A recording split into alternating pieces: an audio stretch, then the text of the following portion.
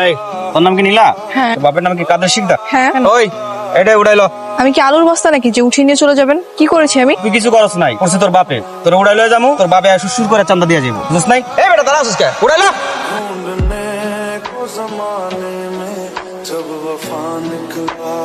Tony ভাই, আপনি এই এলাকায় আছেন জানলে জীবন হইতাম না। এই সাইরা দে, চল চল চল চল চল চল চল চল।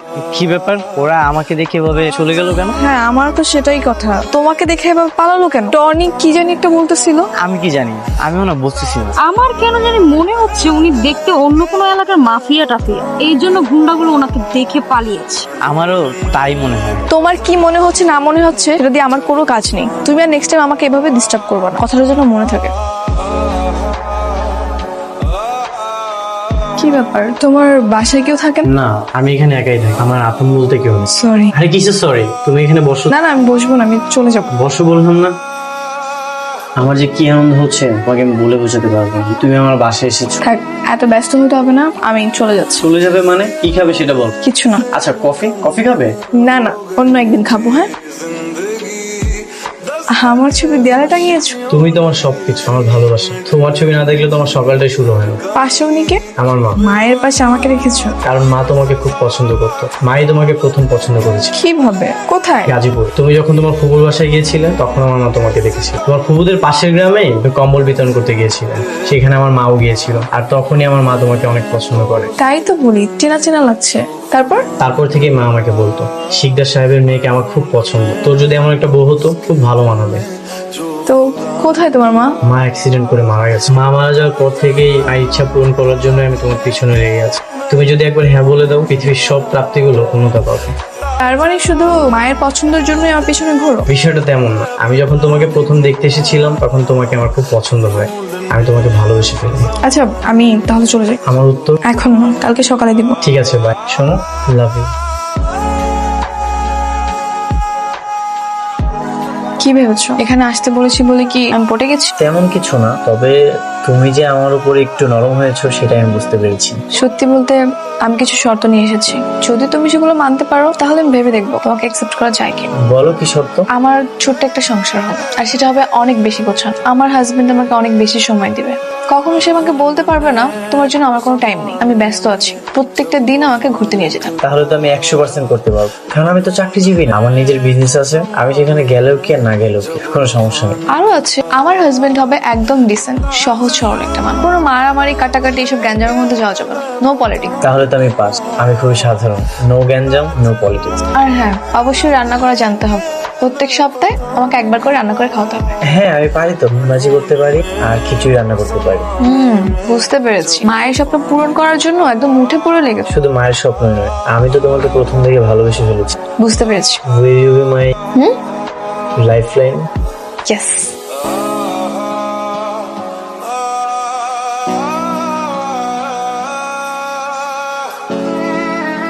এটা তোমার জন্য। তোমার পকেটে রিং ছিল? হ্যাঁ, আগে থেকে ভেবে রেখেছি যেদিন আমাকে অ্যাকসেপ্ট করবে সেদিন তোমাকে রিংটা দিই। Thank you. দিনটা অনেক সুন্দর গেল।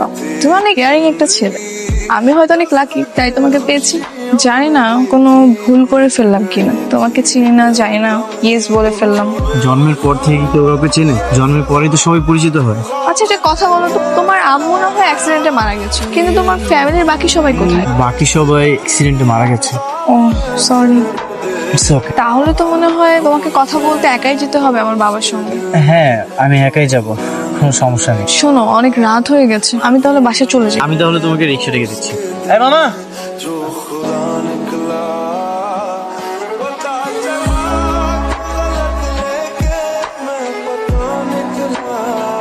উনি এভাবে পালালো কেন? আমিও তো বুঝতেছি না উনি এভাবে চলে গেল কেন। অন্য রিক্সা দেখি সামনে গিয়ে।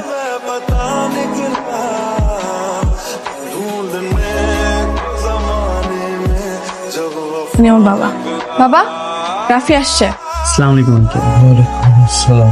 তুমি তাহলে কথা বলো, আমি চা বানাই। আঙ্কেল কিছু বলবেন? টনি, তুমি কেন আমার মেয়েকে টার্গেট করেছো? আঙ্কেল টনিকে? আমি তো রাফি। আপনার মনে হয় কোথাও ভুল হচ্ছে। আমার এই চোখ ভুল করতে পারে না। আমি জানি তুমি রাফি নও, তুমি টনি। হ্যাঁ, আমি টনি। ढूंढने को ज़माने में जब वफा निकली কিন্তু আঙ্কেল আমি এখন ভালো হয়ে গেছি, এখন আমি রাফি। বাবা, আমার একটা মাত্র মেয়ে, আমার মেয়ের জীবনটা নষ্ট করো না বাবা। আমি আমি আমি জোর হাত করছি, আমার মেয়ের জীবন থেকে সরে যাও বাবা। না না আঙ্কেল, আমি নীলাকে অনেক ভালোবাসি, আমি কেন ওর জীবনে নষ্ট করব? দেখেন আঙ্কেল, আমার অতীতটা অনেক অন্ধকার ছিল, আমি টনি নাম শুনলে সবাই অনেক ভয় পেত, কিন্তু আঙ্কেল আমি সেই লাইফ থেকে অলরেডি সরে এসেছি, আমি আর কোনো অন্যায় কাজের সাথে জড়িত নই। রাফি তুমি কি করতে অতীতে? বাবা কে ও? ওর নাম রাফি নয়, ওর নাম টনি। ও গাজীপুরের অন্যতম মাফিয়া ডন বিক্রম পাঠানের অন্যতম শিষ্য। ওদের নামে এখনো ঢাকা শহর কেঁপে ওঠে। আমি নিজে ওদের শায়েস্তার শিকার। আঙ্কেল আমি আসলে একদম চুপ, বের হ আমার বাসা থেকে, বের হ। নীলা, তুমি আমার একটা কথা শোনো। আমি তোর কোনো কথা শুনবো না, এক্ষুনি বের হ। নীলা, তুই কি বের হবি নাকি পুলিশ ডাকবো? আচ্ছা আচ্ছা আমি চলে যাচ্ছি। তুমি আবার কেন আসছো আমার চোখের সামনে? তোমাকে আমি নিষেধ করেছি না? তুমি কি চাও আমি তোমাকে পুলিশের হাতে ধরিয়ে দিই? আমি তোমাকে কিছু কথা বলতে চাই, আমি কি বলবো তুমি তোমার কথাটা তো শুনবে।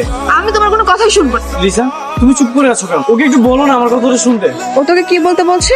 সত্যি বলতে রাফি ভাই আমারই পূর্ব পরিচিত, আমার কলেজেরই সিনিয়র বড় ভাইয়া। রাফি ভাইয়া সত্যি অনেক ভালো হয়ে গেছে রে, আর সে কখনোই আর অপরাধ জগতে নেই, থাকবেও না। হ্যাঁ সত্যি, আমি গুন্ডা মাফিয়া ছিল, কলেজ লাইফে থাকতে এগুলোর সাথে আমি জড়িয়ে গিয়েছিলাম, সবাই আমাকে অনেক ভয় পেত, কিন্তু বিশ্বাস করো আমি আর এখন আর কোনো অন্যায় কিছুর সাথে জড়িত নেই। এই পৃথিবীতে আমার আপন বলতে একজনই ছিল, আমার মা। আমার মা মারা যাওয়ার পর আমি তার ইচ্ছাটা পূরণ করতে চাই। আমার মার ইচ্ছাটা ছিল সে তোমাকে বউ হিসেবে দেখতে চায়, আর তোমার খোঁজ নিতে গিয়ে লিসার সাথে যোগাযোগ করি। দেখেন ভাইয়া, এটা কোনো মতেই সম্ভব, নীলা আপনাকে কখনোই বিয়ে করবে না। বিয়ে করবে কি করবে না সেটা কোনো যায় আসে না, আমি আমার মায়ের ইচ্ছাটা পূরণ করতে চাই, সেটা যে কোনো কিছুর বিনিময়ে। বিয়ে মানে কি? শুধু বউকে তুলে এনে ঘরে সাজিয়ে রাখা, নাকি তাকে নিয়ে সুন্দর একটা সংসার? তাহলে আমাকে কি করতে হবে? আপনি কি আপনার মাকে অনেক বেশি ভালোবাসেন? আপনি আপনার মায়ের স্বপ্ন ইচ্ছে পূরণ করতে পারবেন? সব করতে পারবো। তাহলে ভাইয়া আপনি ভালো হয়ে যান, সুন্দর স্বাভাবিক জীবনে ফিরে আসেন। নীলা তো আমার মামাতো বোন, ও অনেক ইমোশনাল, আপনি ওর পিছনে লেগে থাকেন, দেখবেন কাজ হয়ে গেছে। ভেবে দেখি। তোর লজ্জা করে না? নিজের কাজিনকে এরকম একটা ছেলের সাথে তুই জড়িয়েছিস? নীলা, শেষ করো, আমি আর কোনো অন্য কোনো কিছুর সাথে জড়িত নেই। আই চুপ, আমি তোমার কোনো কথাই শুনবো না। তুমি ভালো হও কি মন্দ হও তাতে আমার কিচ্ছু যায় আসে না। আমার মতো একটা ছেলেকে বিয়ে করা তো দূরে থাক, আমি তোমার ছায়াও মারাবো না। লিসা, সরি ভাইয়া, আমি আপনাকে আর হেল্প করতে পারবো না। তোর আগেই কইছিল সমস্ত মায়ের পিছনে ঘুরে কোনো লাভ নেই। তুই জানোস আমগো বস এখনো তোর লাগে অপেক্ষা করে, জানো? আমি নীলার অনেক ভালোবাসি, অনেক পছন্দ করি। আরে পাগলা, একটা মায়ার লাগা তুই ভালো হয়ে গেলি, কি লাভ হয়েছে? ওই মায়েরা পাইছস? শোন, দুনিয়ায় না ভালো মানুষের কোনো ভাত নাই। এখন যদি তুই আগের জীবনে থাকতিস, ওই মায়ের বাপ তোর কাছে আয়া পড়তো, আশা করতে বাবা আমার মায়ের বিয়ে করো। কোনো সময় আছে, আবার ফিরাই, তোর জন্য লাভ। ঠিক আছে ভাই, আমি একটু ভাইবা দেখি।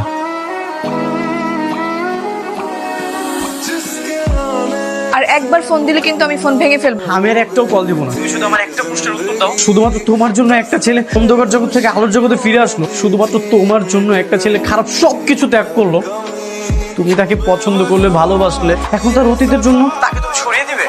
নীলা, অতীত তো অতীতই, সেটা তোর কখনো সামনে আসবে না। আসলেই বা কি আর না আসলেই বা কি, আমি তোমার মতো একটা মানুষকে কখনোই বিয়ে করবো না। যদি আমার ভালোবাসা অ্যাকসেপ্ট না করো, আমি কিন্তু আমার আগের জীবনে ফেরত যাও। হ্যাঁ তো যাও, তাতে আমার কিচ্ছু যায় আসে না। ঠিক আছে, তুমি যেহেতু তোমার সিদ্ধান্ত জানিয়ে দিয়েছো, অতীতের টনির কারণে বর্তমান রাফিকে তুমি দূরে সরিয়ে দেবে, আমিও আমার সিদ্ধান্ত নিয়ে নিলাম। কি সিদ্ধান্ত?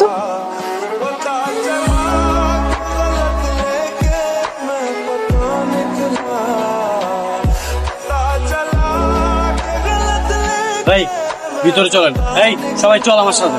ডিরেক্ট হোমকে উপর রাখবি, কোনো মনিতা করবি না, বুঝছস? এই সবাই ভিতরে চল।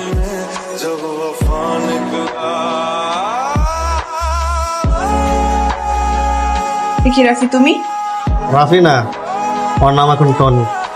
তুমি ওরা আদর করে টনি করে রাখতে পারো। তো এখানে কি চাই? তোমারে চাই।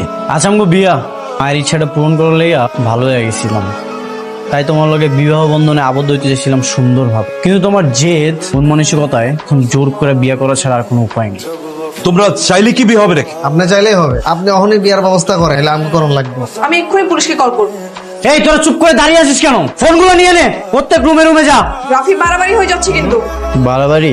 ওই যে বললাম না, দুনিয়াতে আসলে ভালো মানুষের কোনো দাম নাই, এখন যা হবে সব বাড়াবাড়ি হবে। বাবা বাবা আমার একটা মাত্র বাবা প্লিজ তুমি এমন করো না। তুমি কি চাও? টাকা চাও? আমি টাকা দেবো, আমার সব টাকা তোমাকে দিয়ে দেবো। আপনার কত টাকা লাগবে সেটা আমাকে বল। এই টনি কখনো টাকার কাছে মাথা নিচু করেন, খালি টাকা টাকা টাকা, তাই না? জমিদার হয়ে গেছেন, আপনি একটা কাজ করেন, আমার পোলাবন্ধের সাথে গরুর হাটে যান, একটা গরু কিনে নিয়ে আসেন। আপনার তো একমাত্র মেয়ে, কোনো কিছুর কমতি যেন না থাকে। রাফি ভালো হচ্ছে না কিন্তু। ভালো হবে, সব ভালো হবে। তারক ভাই, আপনি আর শ্বশুর মশাই সবকিছুর ব্যবস্থা করেন, আমি আমার বউজানটা নিয়ে শপিং এ যাই। আমি যাবো না। তোমরা যাইতে হবে, আমার বুলেট আর তোমার বাবার এইটা দেখে হইলেও তোমরা যাইতে হবে। কি কি লাগবে এখান থেকে নাও, বললাম না বিয়ের জন্য কি কি লাগবে এখান থেকে নাও, সব লাল লাল নিবা। কেন তোমাকে লাল টুকটুকে বউ লাগে? তুমি কি ভাবছো লাল টুকটুকে বউ সাজিয়ে আমাকে তোমার সংসার করাবে? হ্যাঁ, তুমি আমার বাবাকে জিম্মি রেখে আমাকে বিয়ে করতেছো, এর ফল তুমি পাবে। ফল যাই হোক না কেন, ফল তো ফলই। কি বললাম, সবকিছু লাল লাল নিতে, নিয়ে নাও। ঠিক আছে, তুমি বের হও। কেন? আমার যা যা পছন্দ হবে আমি সেগুলো দিয়ে ট্রায়াল দিব। ট্রায়াল দেওয়ার সময় তুমি এখানে থাকো না। ঠিক আছে। ভাইয়া, আপনার ফোনটা একটু দিবেন, আমি 999 কল করবো। হ্যালো, আসসালামু আলাইকুম স্যার। আমি খুব বিপদে আছি, আমাকে কিডন্যাপ করা হয়েছে, আমার বাবাকে জিম্মি করা হয়েছে। 8 নম্বর সেক্টর 3 নম্বর রোড। প্লিজ একটু তাড়াতাড়ি আসুন sir. Thank you thank you thank you ভাইয়া। ভাই কাজী কই? কাজে আইসে বলবো এখন, টেনশন নিস না। হট! কেউ নড়াচড়া করবে না, সবাই অস্ত্র জমা দাও। টনি, তুমি আত্মসমর্পণ করো। টনি, বন্দুক নিচে। আপনারা এখান থেকে চলে যান, নইলে কিন্তু নীলাকে গুলি করে শেষ করে দিব। আর জানেন তো টনির টার্গেট কখনো মিস হয় না। প্লিজ আপনারা চলে যান, ও আমার মেয়েকে মেরে ফেলবে। ও আপনার মেয়েকে কখনোই মারতে পারবে না। ও আপনার মেয়েকে ভালোবাসে। ও আপনার মেয়েকে ভালোবেসে সকল অপরাধ ছেড়ে ভালো হয়ে গিয়েছে। আমি আবারও বলছি, তুমি আত্মসমর্পণ করো টনি। দেখুন অফিসার, মাথায় ভূত চাপলে কিন্তু বাঘেও ধান খায়। আমি রিকোয়েস্ট করছি আপনাদেরকে, আপনারা এখান থেকে চলে যান, নাইলে কিন্তু একটা লঙ্কাকাণ্ড হয়ে যাবে। প্লিজ। না স্যার, আপনারা যাবেন না, আমাকে গুলি করে দে, তারপর ওর মতো অমানুষকে অ্যারেস্ট করে নিয়ে যান। ঠিক আছে, তবে তাই হোক, পৃথিবীর বুক থেকে মুছে ফেলে আমার ভালোবাসা না। না না প্লিজ প্লিজ প্লিজ তুমি তোমারে ভুলা যাওয়া অসম্ভব, তাই আমারে মুচা ফেলাইলাম এই পৃথিবী থেকে। হয়তো একটু হইলেও তোমার মনে আমার জিদি থাকবো।